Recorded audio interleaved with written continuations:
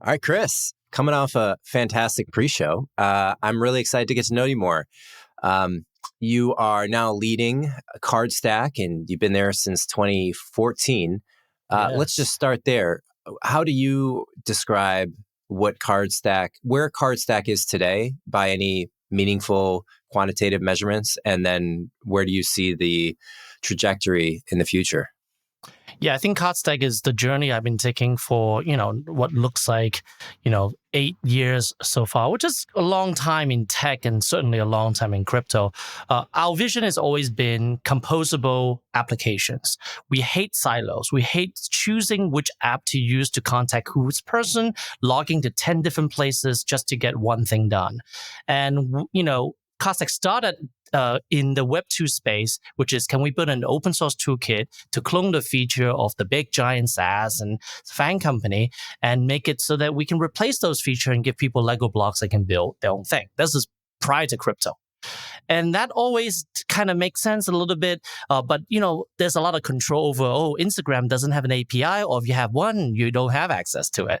Whereas once I met the people from, Ethereum, which is when I got into crypto, was like, they're doing the back end part of it. Now I should switch this decentralized front end on a blockchain ecosystem, and that will make it naturally composable. And so today, what we're building is both wallets and super dApps, like a dApp environment, not just dApp as an individual apps. You go to different URL, no different than Web 2, but actually one dApp you go to that's hosted by yourself, and then you can get this different module and mix and match your own environment for your own workflow, whether it's trading or minting or other future use cases. So Cardstack can be looked at as there's a really hard problem. So how do you do composable software? That's not a crypto problem. That's a computer science problem. So we work on that more research and also continuously integrating with new protocols, whether it's smart contract wallet like Gnosis Safe or Wallet Connect and Ethereum and Layer 2, all this stuff like that, so that we can have a convergence and hopefully soon, within this year, everything will come together that we have always envisioned since 2014 on top of a permissionless protocol on the back end with a unified front end and mobile and the web. Explain to me, when you say composable, what does that mean to you? Composable just means that you don't need to do the thing again if you want to use that thing inside a thing. Copy and paste is composable, right? Why would you write it from scratch if you can just take someone's work and put it in there? Embedding something in a block with a YouTube video is composable. You're taking capability of video player technology, which you can't replicate overnight, and bring it into your own context. Composability is always about taking an output of one person or one application or one entity and then making that as a building block of your own thing. DeFi or these kind of blockchain protocols are pretty composable. You have a token, that token becomes a thing for a trading system. And then you have a trading system, you have liquidity, and then you get a token that's also in the same wallet. So that mix and match capability has been demonstrated, at least in the back end, on the kind of data side. And we're just saying, why do you have to log into like 3 or 4 different apps to do these things? Because the back end is composable, the token is well understood, the signing is clear. Maybe the key management is already kind of composable via MetaMask or Rainbow. But the UI, as long as you have to visit 5 URL, it's not composable yet. That's what we're working on. I see. Got it. So the most technical part of the project is what? The integration of the behind the scenes layer 1 blockchain to allow the composability on the front end. Is that generally why this is not solved yet? That's not the hardest part. So what you're talking about is data source. Like, my data is coming from the mainnet. My data is coming from Polygon. My data is coming. That's actually relatively easy. You call an API, you get some data.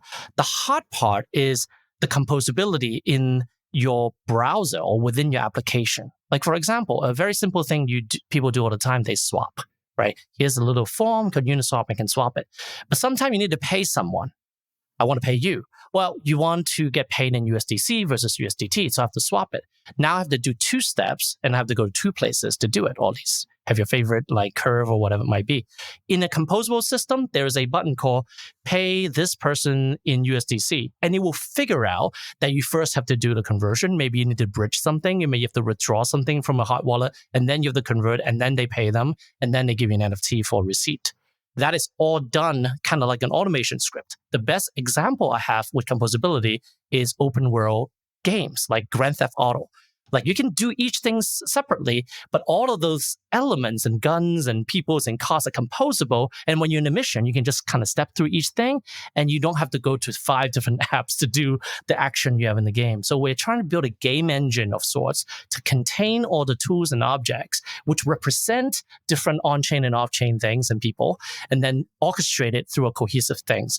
And here's a punchline. Do it in a way that's open source that anybody can contribute to. Yeah. The open source and anyone can contribute to feels like the place where the analogy of Grand Theft Auto breaks down. Because Grand Theft Auto is a closed walled container that, you could swap out the cars because it's one game design, one person that has built the code base. When it becomes open source, do you feel in essence there's an analogy to creating the standard like railway where there's different trains driving around and they have different wheel. This is a problem when they were building the railroad system in the US, in other parts of the world too. The trains were configured different ways. So there wasn't an ability for trains to swap on the rails. And then the government actually said, let's develop a standard for this. And now they're all rails are the same spacing. Is that how you sort of see it? You want to come in and say, hey, let's develop the standard across the industry? Yeah, I think so. I mean, if you look at the power of ERC20, like when the standard of like what a token is, and these are the basic verbs, and ERC 721 for NFTs, same thing. Once the standard happens, the composability can happen. So there's this weird situation where you want standards, but you also want innovation. So you want to standardize the rails, but you want to differentiate the first class experience, right? Like you want to have different types of people going on top of it. Rails are still pretty centralized, but cars, like standardized highways with signage, but then you can drive a highly efficient Tesla car, or you can drive a Hummer, or now they have an EV Hummer, whatever. It's kind of grand circle. But the idea that you can have your own choices to build your own UI and your own kind of feel and culture and vibe while being compliant to a standard, minting platform all look different, does the same thing underneath it. That's what we want to achieve. And that's not an easy thing to do, but the web has done it before where RSS was standard and blocks are different. And that standardization provides interoperability without taking away that kind of uniqueness that my Facebook page doesn't give me. So we're trying to bring back that Web 2 Web 1 spirit of differentiation while introducing standardization and through a process similar to the ERC or EIP process. Interesting. Okay. So is there if you were to steel man any pushback argument on this, that when you build a standard, you're inherently limiting alternative concepts? So, in the same with the internet, you're saying this is the way it is, and it's not any other way other than HTTP or TCP/IP, and these are the protocols. You have to follow them if you want to play. Well, there's design decisions you have to make with any standard. Is there any group of people articulating any sensible pushback to this that you can steelman or give them the benefit of the doubt in their argument? I think there's always been two approaches of making standardization. One is that to do standardization, you need to buy into this entire new theory. Everything has to be elegant and well architected. There's 6 layers, 17 different ways of doing it. That is how we're going to build this cathedral. Everybody built their part. In fact, that's not how the internet was. There was actually something called the Osi Stack, right? Which is academic thinking about how networking and application needs to work. The internet was kind of like, good enough. Packets, throwing it in, see if it gets there. That has always been looked at as like, well, that's kind of crappy. Like Unix is also like not high spirit, like the future of computing. It's just like, well, that works. Now we can share files or whatever it might be. I like technology that are like consensus driven at the low brow level, right? So nobody thinks that JavaScript, which is a programming language we use to make most of the things, is going to be as prevalent because it's not really a highbrow language. It's a lowbrow language to just get some things to work on a website. Those are what I call cockroach technology. Technology you can't kill. It's just proliferate everywhere. Solidity in Ethereum is kind of the same thing. So my theory is that to do composability, don't be highbrow. Just use what exists. What have people already using? That's why our stack is all JavaScript. a lot of Solidity because that's what people do, and some Python for the data analytics stuff and data science, which I think is an important ingredient we'll talk about later. So our framework is just really about organizing the things that people are already using. Wallet Connect, Smart Contract Wallet, and make a framework out of those parts versus say, hey, I have this future OS of a thing that I have a spirit on. And you say you have to buy into this new programming language and new thing. That's hard to pull off. And there are a couple of projects doing that. So I would say that we are trying to salvage what exists in Web 1, Web 2, Web 3, SaaS, cloud, blockchain, whatever, and see what we can make some standards out of that. And the other approach would be invent a future web operating system. We're not doing the second time. I think we'll achieve the same goal, right? But I think using what people are already using that has this shelling point already, like JavaScript is our approach. So all of our technology is leveraging innovation that's already there in bundling code, shipping code, hosting code, creating dependency, importing code. All that stuff is already being done every day by a JavaScript developer. Let's use those rails to build our technology. I love it. I love it. How did the company evolve? Do you call it a company or project? Open source never really has a good label as a company. Yes. And also, I'd love you to tell me how both you started it back in 2014 and how you would do it today. Because starting an open source project, I mean, starting a company period is challenging enough. Then starting a Web3 company, generally the way that I understand that people start these companies is that, and I have done this myself, is that you start a company, typical LLC or C Corp, you raise money for that, and you're either selling ownership in that company or you're selling tokens pre-sale to investors. You build a product as fast as you can, you release it, then the tokenomics engage, meaning that people purchase the token, they drive it up, hopefully, and then your company, the goal of the company is to dissolve entirely. It's like you start a company just to dissolve, where the people contributing in the community is so big that the company is less than 1% of the development. And then you just have this decentralized, you kind of have to go from centralized to decentralized. Is that you are building something similar to that, but you have a spin on open source. How is the business model constructed? And tell me more. I think you've described the contour, right? Which is that any human organization with a leader and with key people is a great way to get started. So you're not just debating whether something is politically or culturally acceptable, just try to organize yourself to get it done. But the largest system, the one that can organize the most people, are where you just let people govern themselves. It's like, it's like self-governance and decentralization. So we actually, I think, was the first to really use this phrase in a white paper called progressive decentralization. So people use this nowadays, and Jesse Warner has popularized that phrase in his advocacy work on Web3. So we started out as a bootstrap software agency helping people use open source software that we use, but we didn't invent. So we kind of started as an open source support company. And then based on that, we kind of learned, and we had an opportunity to consult for another open source project called Drupal. So the company behind Drupal is called Acquia. And Dries, who is the founder and the lead programmer of the Drupal project, and his team invited us to help them understand better JavaScript, because JavaScript was the frontier back when we started. So we helped them out. But we also, what we taught them about JavaScript and front-end kind of innovation, we've learned about how you cultivate this open source culture and environment at a commercial scale, where 3 or 4 different companies hired people to contribute to the project, but they all have their own business serving customers in a kind of, I have a number to call if something goes wrong, and there's a good business model called open source support model. So we thought we're going to go that way. So we went and took more project and kind of try to build out a little stack. And, when you reinvest your returning earning to build software you care about, there's only that amount of velocity you can get. So you can dream big, but you have to do what you can do, right? It's like doing side projects. You only have that budget. And when I met the folks from Ethereum, and Joe Lubin and Vitalik in particular, I would say, well, they're trying to raise, I think, was it $15 or $16 million to do this? Wow, if we have 3, we could really do this.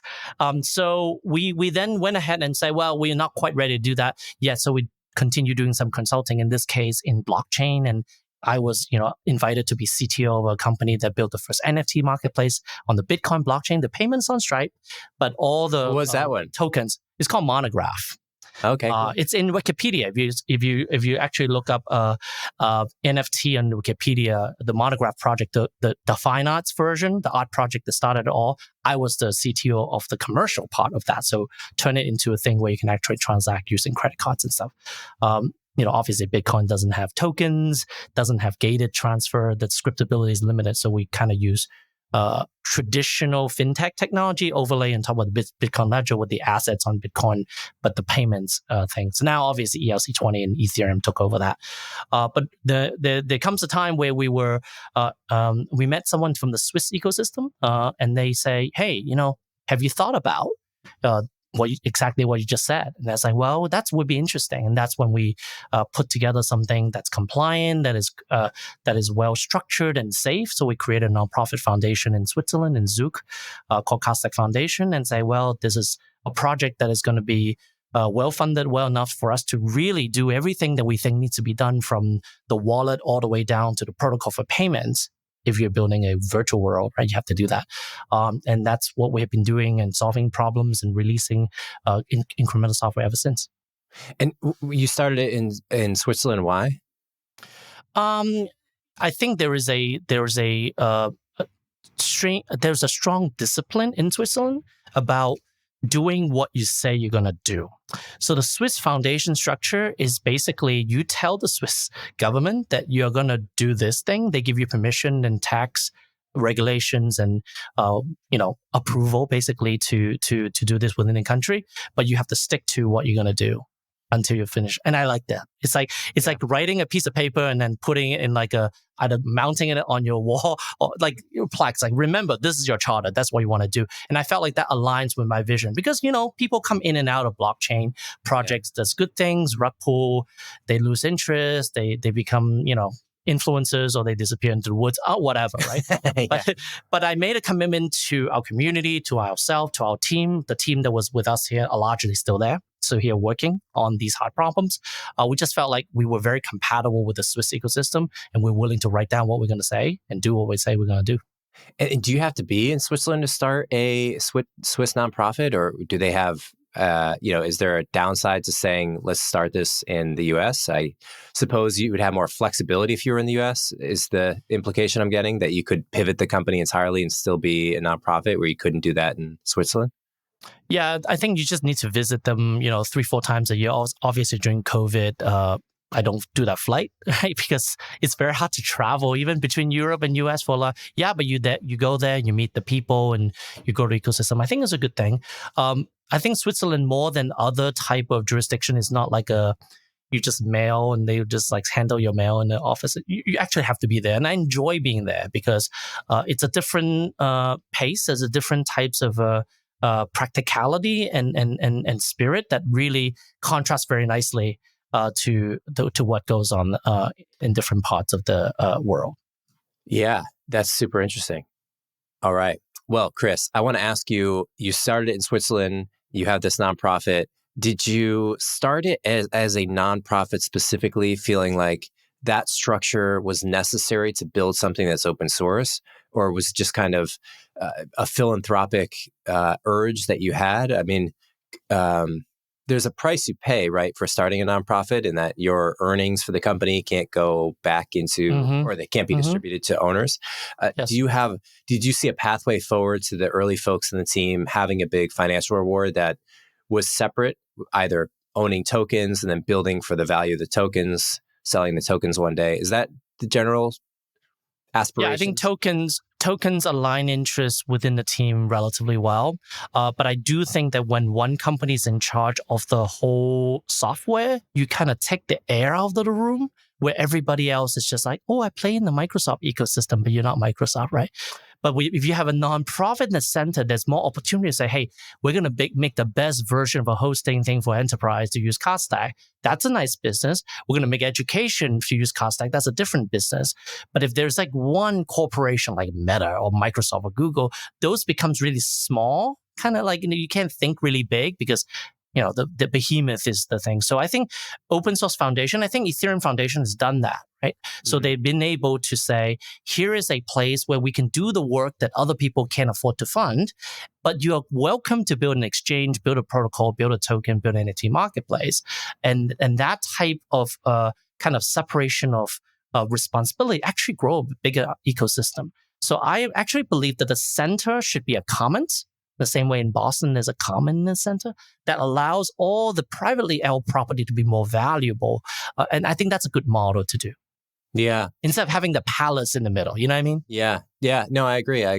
Given what you're trying to do, really what you're trying to do is convince, I mean, tell me if you see it differently, but you're trying to convince developers to use your standard.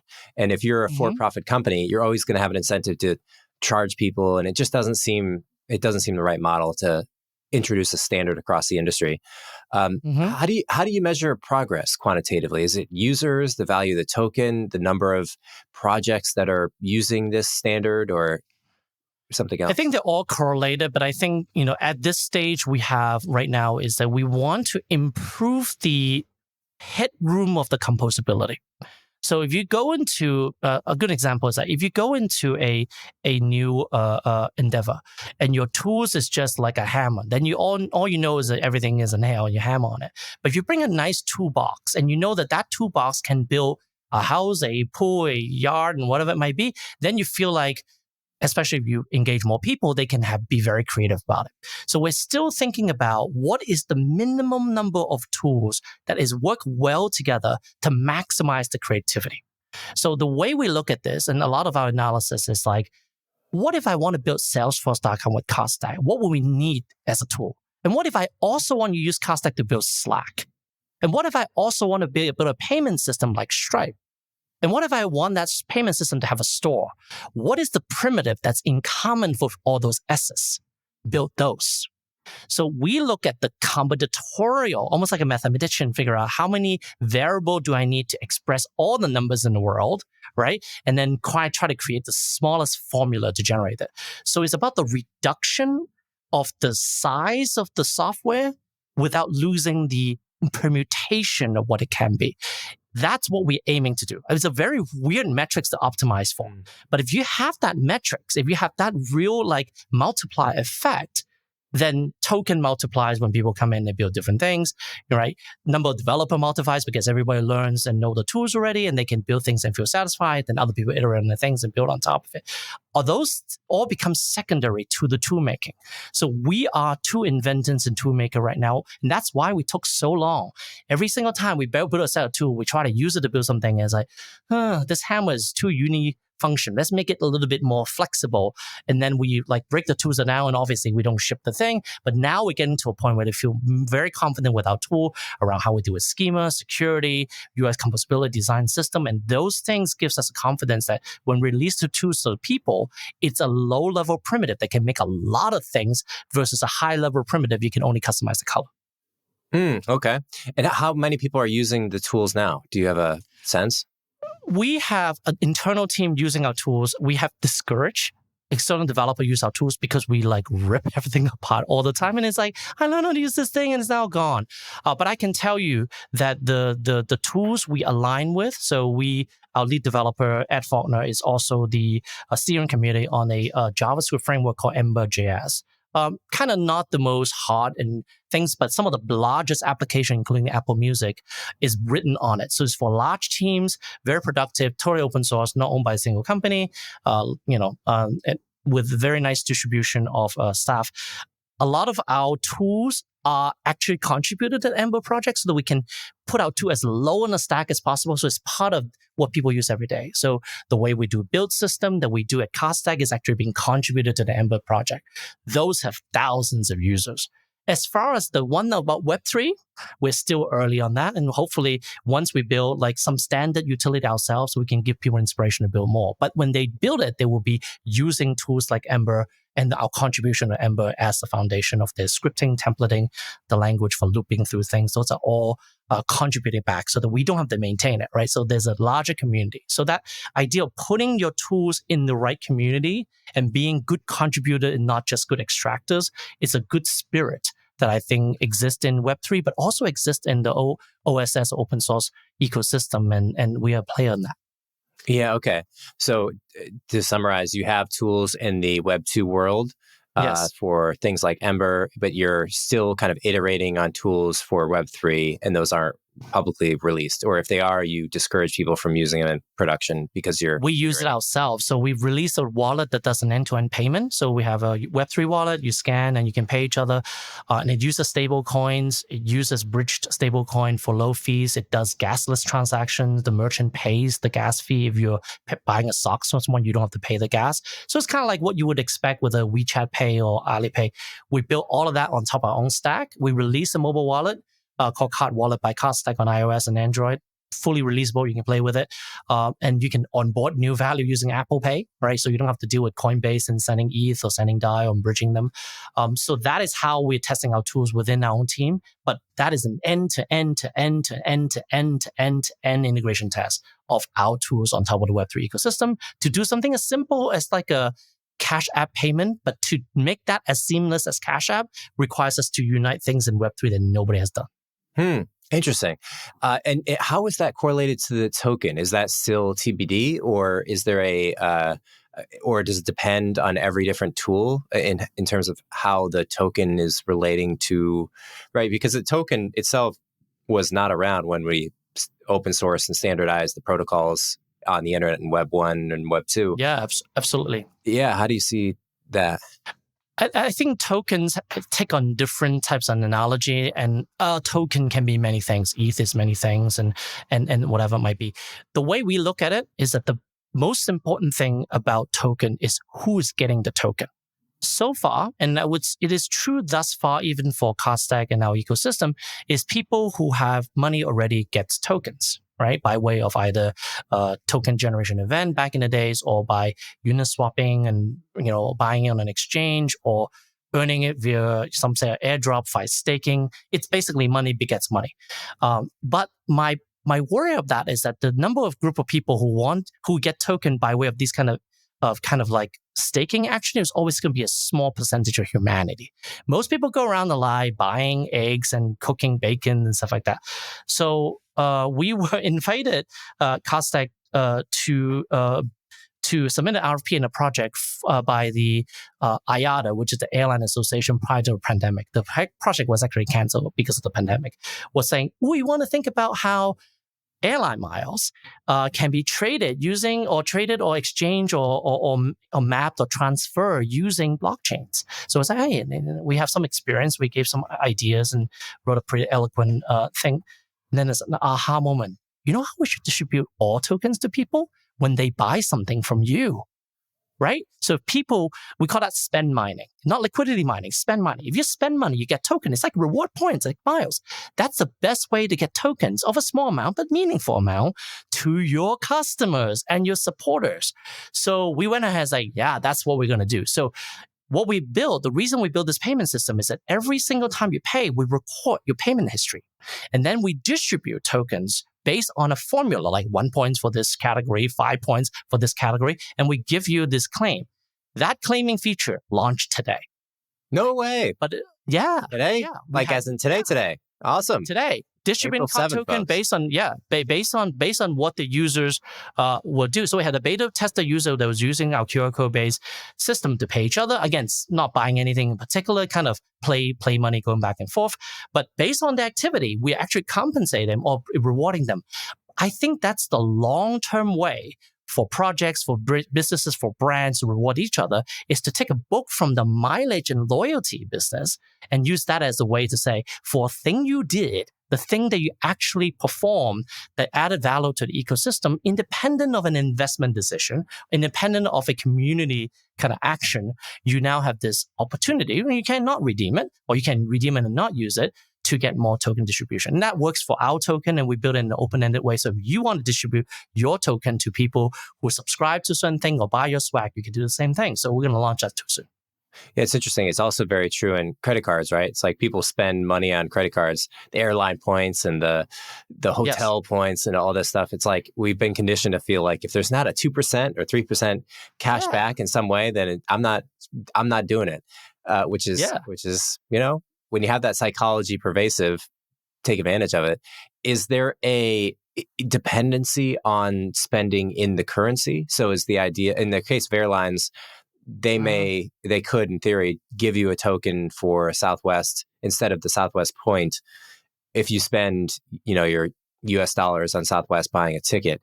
Is that slightly different than how you're thinking of it, where the core reward would be distributed if you're spending the token inside the ecosystem already?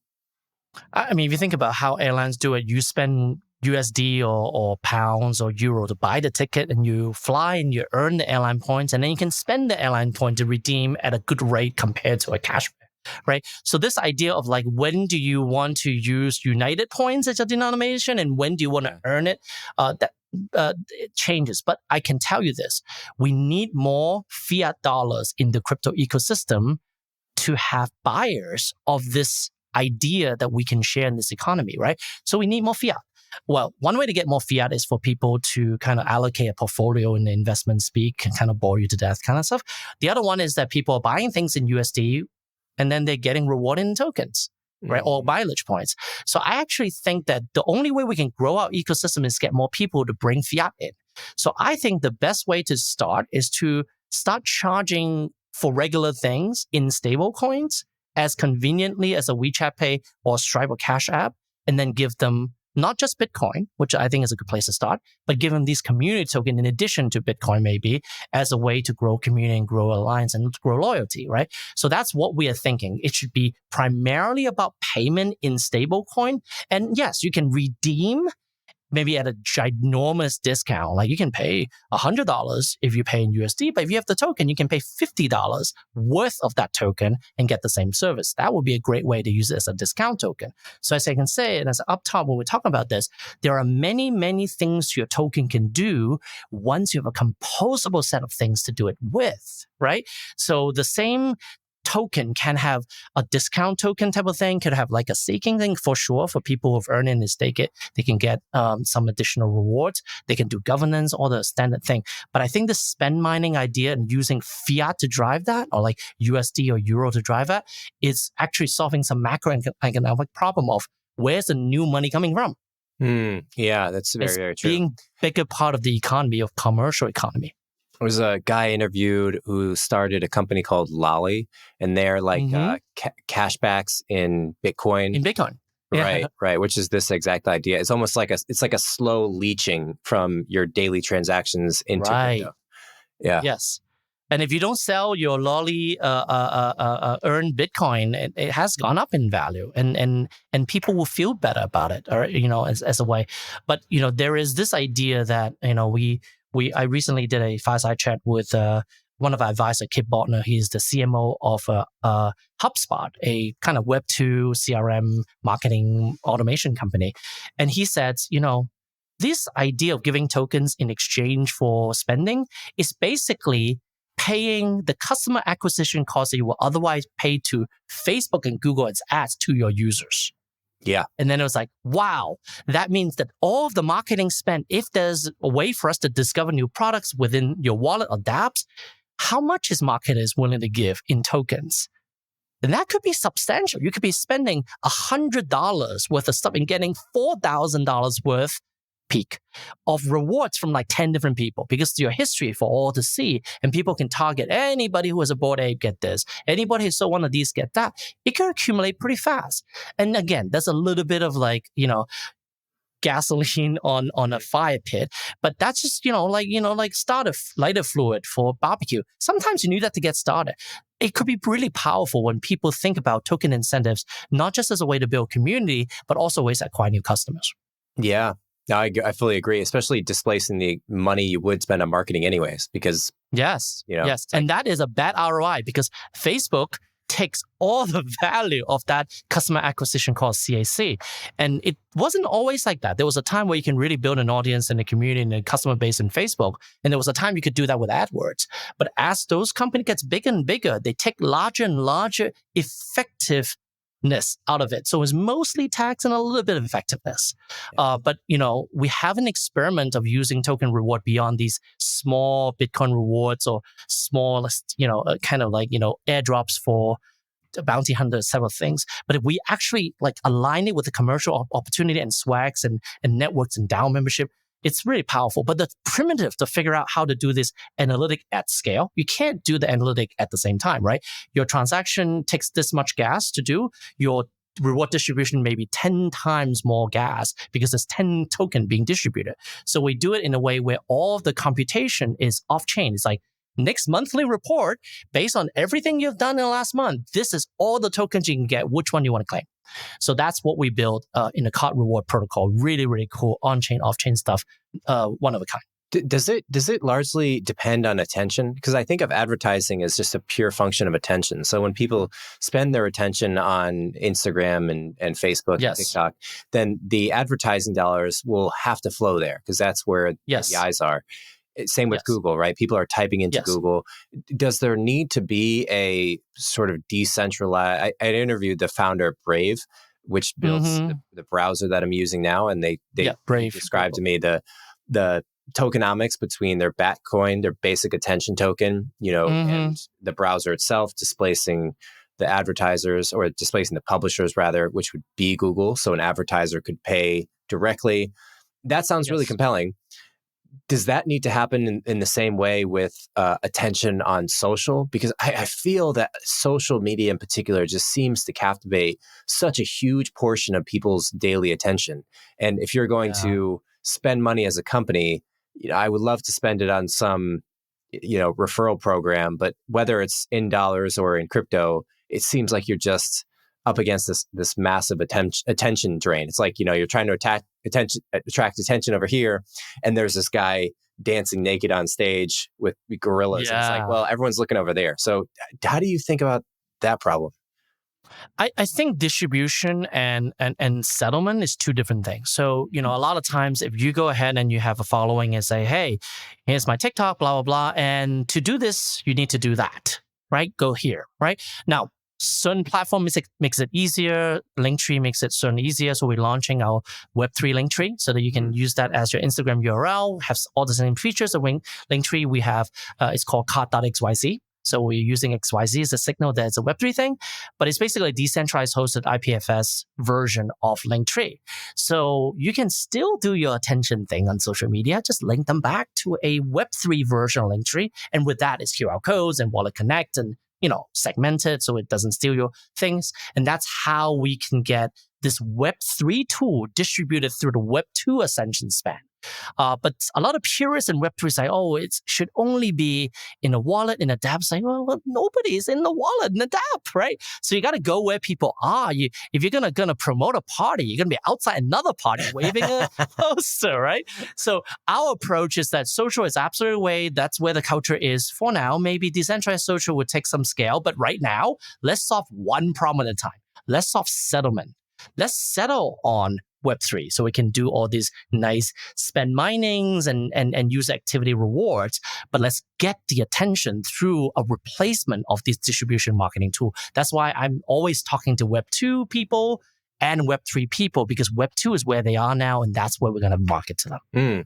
How many different tools are there, either in various stages within the Cardstack ecosystem? 8. Okay. Right. So let me count. We have our wallet, which is a Web3 wallet. We've got our card pay, which is kind of like, WeChat Pay. It is an on-chain contract. There's exchange rates. It will go in and out of your local currency. We've got card rewards, which is the protocol for reward distribution.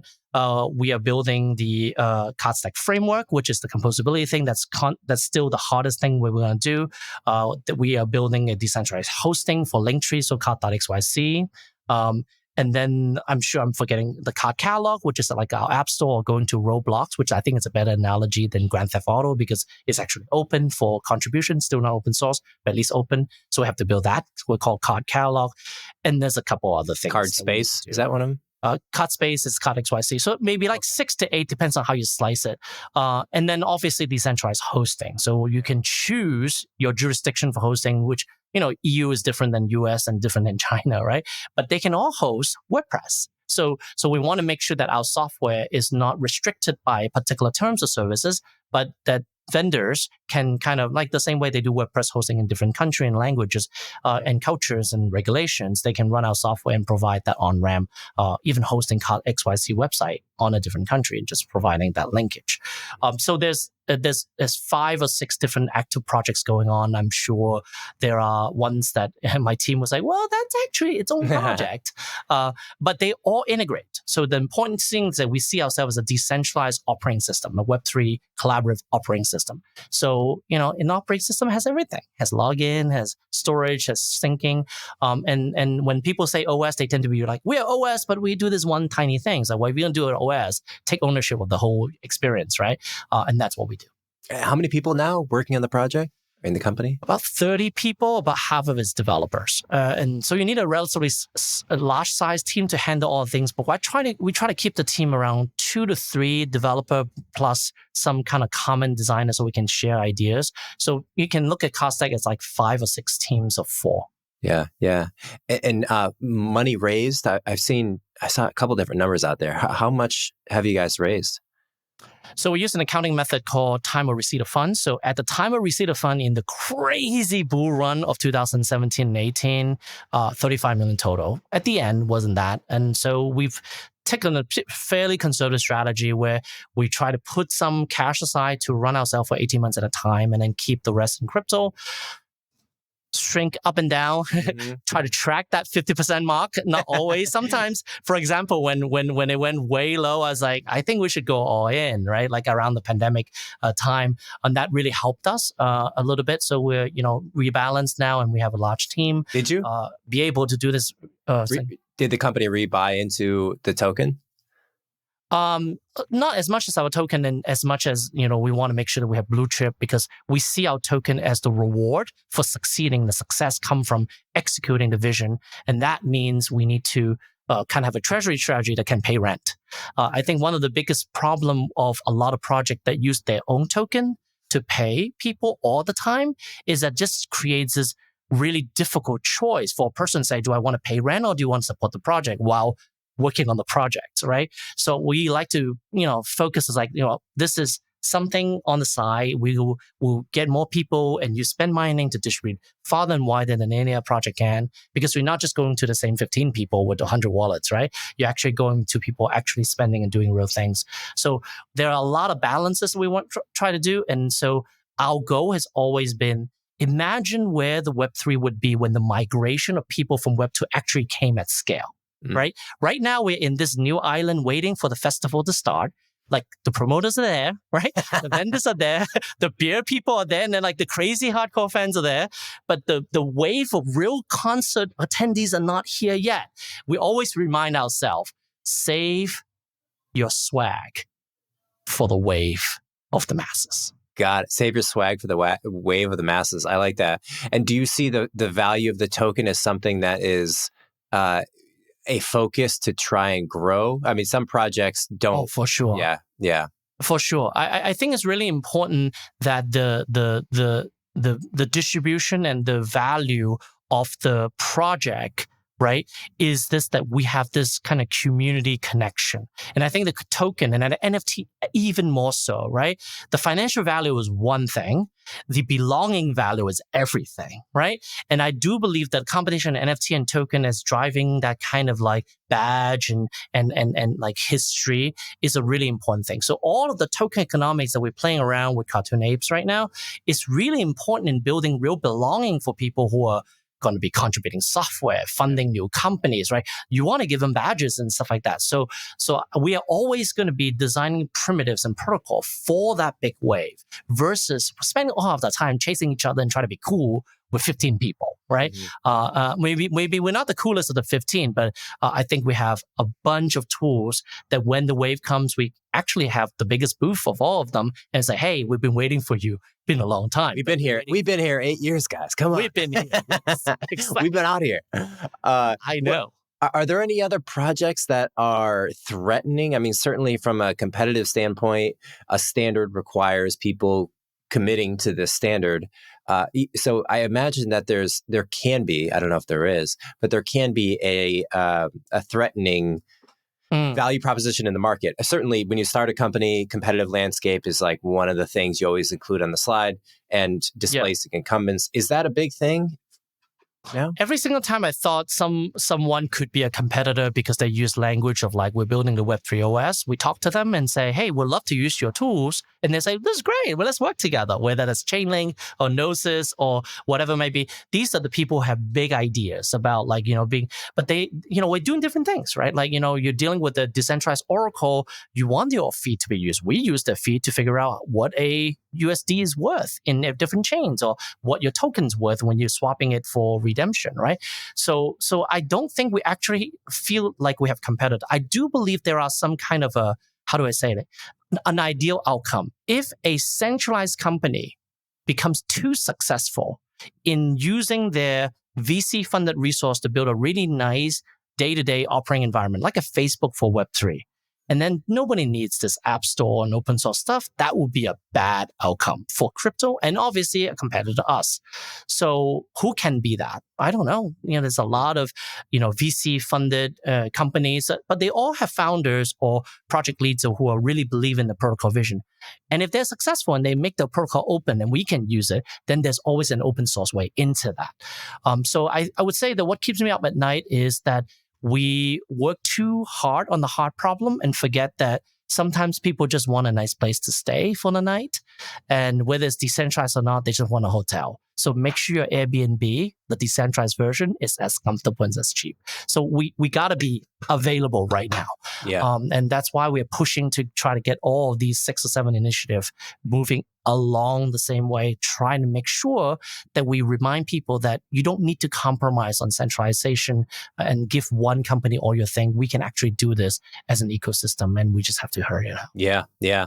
Well, I'm sure you have a tremendous influence on the team, and being both technical and a word savant, and you're clearly very energetic and knowledgeable about the space. I think you're not falling victim to the trap of the engineer who doesn't appreciate the user experience and only gets obsessed about the technology, which I've talked to CTOs who seem to be in that bucket. What is your story? So I saw that you had been in music and production prior. Do you play now? Is music a big part of your life? Before I studied computer science, I thought I'm going to do like be a music major. So I was like obsessed with music production, early MIDIs, like early, digital recording, which was only like, people don't know anything else, but there was a time where you need to put tapes in machines and stuff. So I've been doing all that for a long time. And the thing that kind of, inspired me along the way is to see the power of these digital audio production tool, video production tool. As we mentioned earlier, I do a lot of my video production. I'm inspired by how regular people, artistic people, creative people can learn how to use plugins and modules and software and wiring and sequencers and automations and programming to make this amazing things that most technical programmers like, how do you do that? Just by wiring things together in Ableton or whatever it might be. And that's inspiration for Cardstack. A lot of what I decided is that what if we build a digital audio registration for making software? For making the experience, right? To wire it together, which again, if you think about people develop games on Unity and Unreal or something, or even Roblox, they do kind of these wiring things together. So this building block, this composability is very driven by the fact that music production is composable, right? It's literally composing in notes back in the days of Mozart, but composing now with samples and processings and plugins and chaining things together. So I think my music background as a personal person who would play with those tools and learn it and got frustrated with it and oh my God, how much is it to buy another one of these plugins? I'll save up to buy it for $200. And what if it's open source? And what if it's like, so to me, that music production thing really formed my head about what is possible with software and why we funding company with $100 million just to make a spreadsheet that allows you to say update and send, right? That's crazy. That should be as composable as Logic and Final Cut Pro and After Effects. So, if you ask, that is where this kind of like, I know it can be done because I've seen it done before. Wow, I really like that a lot. I resonate a lot. I have a a keyboard sitting next to me, and I don't use I've used Ableton a little bit, but I use Logic Pro, and the concept of the plugins. When I first learned about them, and just how many there are, how much work goes into some of these plugins, and the composability between the different platforms, it's amazing. It's like clearly we see just an explosion of awesome music. And that is a huge part of it, right? Like musicians can just for sure drop in regardless of the platform. And if you know exactly how like Logic or these tools work, then you understand standardization and customization, right? So in Logic, you can adjust the parameter of any plugin, like a reverb or something like that, and then track it using a standard tool, like a line where just go across your track. But when you open the plugin, it's a beautiful interface, wood panel, whatever it might be. So this combination of the data being standard, but the experience being unique, but it's like embedded together in an environment, explains exactly what we believe the Cardstack environment will be. If we can make the logic for Web3, we have succeeded. Oh, okay. You should start with that. I like that. I like that description a lot. But very few people have used Logic. Like the inspiration of having used this kind of like deep tool. And again, I see that with architects, with like Revit and stuff like that, they understand that, or SketchUp or something like that. But most people are still in the PowerPoint and Word document kind of thing, and they don't see that plugin. Oh, so you mean you can do equation editors? Like, well, you don't understand. You've got 6 plugins in Word. I've got 480 in my Logic. That is a very different thing. And the people making good money selling plugins and selling parts, that's the true composability. I just hope that the revenue distribution of who gets licensings and whether the musician who did the sample get licensing can be automated and better informed. And that's where I think crypto can come in to make that store part and the compensation a little bit more equal. But as far as the actual creator experience, and I think it's second to none. Like I think it's the best. The best that we have done, I think, in software is not in our ability to make SaaS app to keep track of insurance claim, is the explosion of creativity that these kind of power tools for creator has enabled. Yeah, 100% agree. It's hard to disagree with that, because the tools at the end of the day, the cash value of building on Web3 is a human experience, right? Like it always transcribes down to that level. And if it doesn't, which this is kind of a segue to something I want to ask you about. If it doesn't translate into a genuine cash value of human experience, and that could be in the form of gaming and entertainment, it could be in the form of artistic expression, or just pure play in whatever creative method you can imagine. Yeah. Then if it becomes about money, you're doing something to earn money, and that if it like this idea of in gaming that you're playing to earn. So you're not playing to have fun, you're playing to earn money. And then in in NFTs, you're buying not because you appreciate the art or there's any value that you're receiving, but because you view the art as going up. There's an ecosystem that needs to exist. Say in the traditional art world, you have collectors who buy it, may even just strictly for the valuation of the painting that they believe is going to rise in value. But there has to be people who at the end of the day value this painting and want to buy a multi-million-dollar piece and hang it in their living room. Do you feel like we're in a place that is unstable with NFTs, that the craze of people getting into it seems to drastically outweigh the people deriving value? And do you assess that in any unhealthy way? Clearly, by the way, I'm asking the question, I'm biased, and that's kind of the concern I have. So tell me what you think. I mean, some people would speculate real estate to buy a land in Williamsburg if they believe that people are going to want to move there. But sometimes in the future, someone who really wants to live in Williamsburg actually rent or buy the apartment and live there. It's just because it's early. So the speculators are there to put the plumbing in, to terraform the land, to make sure there's street light on the street, to get rid of the toxic waste dump, right? So I think the investment energy is a good one, but it's one of preparation. I do believe there are many ways that we can kind of get real utility or stuff in Web3. And surprise, surprise, it'll be no different than the way internet has been working in Web2. Membership matters. Software tools you use on data you're willing to pay for matters, right? Right. Ability to buy something that you can use, not just own for value, matters. Buying something that I like to wear matters, right? Like all these things will come, but they will have to come in what I call the commercial wave and not the speculative wave. Commercial wave is what you buy with your Visa card. I'm sure you can buy ETH with your Visa, with your credit card, but mostly you don't, right? You use your retained earnings and other things you've done. But I think that when you think about payment in the more traditional, take a card out of your pocket or take your phone out of your pocket to pay, those are the things that people are willing to pay for. You have to ask yourself, what is all the things that people are willing to pay for? And can we shift them to this way of doing it in this protocol? So as much as payment is one of those like, oh, don't do crypto payment. Nobody wants it. Do staking, do whatever. Payment is going to be the one that you need to have done before the commercial activity flattens out or expands out the use cases. Yeah. So people have to be willing to pay for the utility of the thing, not just the potential rise in value. Right. And do you feel we're in a position where that the market is lopsided towards people paying for the potential rise in value?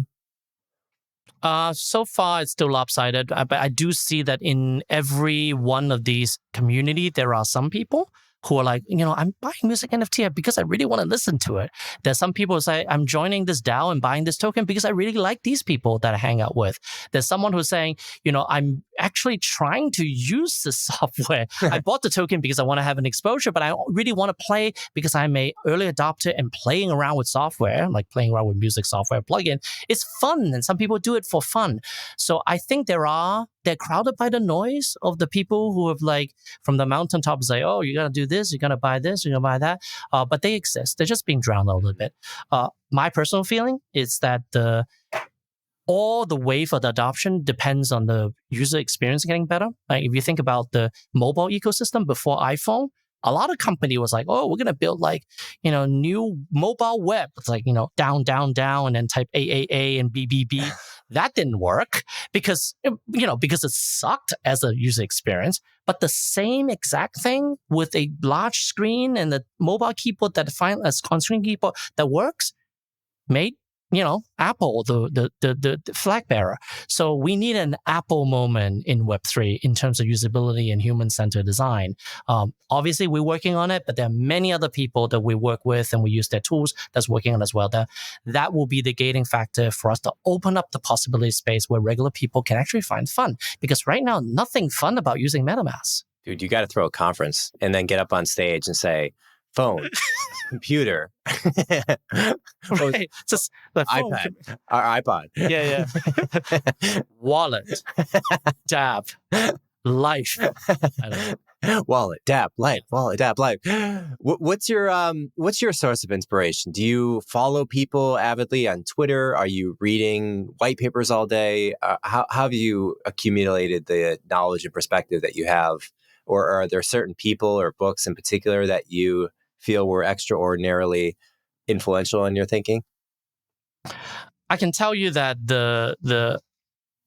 my Twitter feed is a big source of inspiration, not necessarily because of the specific people. I look at Twitter as a wave of noise that you need to kind of blur your eyes and see if there's a pattern on it. And to me, the individual words don't matter. The vibes don't even matter that much. What's important is the directionality that matters. And I know that there are directions that the world has taken, like certain tokens or certain market that people are like, fine, I would live with that. There's one that people really want to happen, but never happens, like privacy on the blockchain. So I try to figure out between those kind of noise of these kind of basic patterns, what do people want that they can't verbalize? So I'm trying to figure out what is the missing words in the wave of words. And I try to put those words in my mouth, right? And see if they resonate. So I am trying to fill in the blanks in this Mad Lib here. I love it. That's a really good answer. So you're taking wisdom from the crowd, so to speak. I'm taking the wisdom in the cloud and looking at what's missing and plugging the holes. So I just need to follow everyone that you follow on Twitter, and then I'll be able to say what they don't say. See what they don't say. It's funny. Chris, this has been a lot of fun, man. I really enjoyed talking to you. You're a great conversationalist. Absolutely. And I could tell you've done this before. What is your Twitter? Where can people follow you and check out at cardstack.com? Cardstack.com is our website. You can follow us at Cardstack. We're discord.gg/Cardstack. And my personal Twitter is at Chris Tse, CHRISTSE. Sweet. Thank you so much, man. And keep crushing it. And I hope to have you back on someday. For sure. All right, man. Thank you very much. See ya.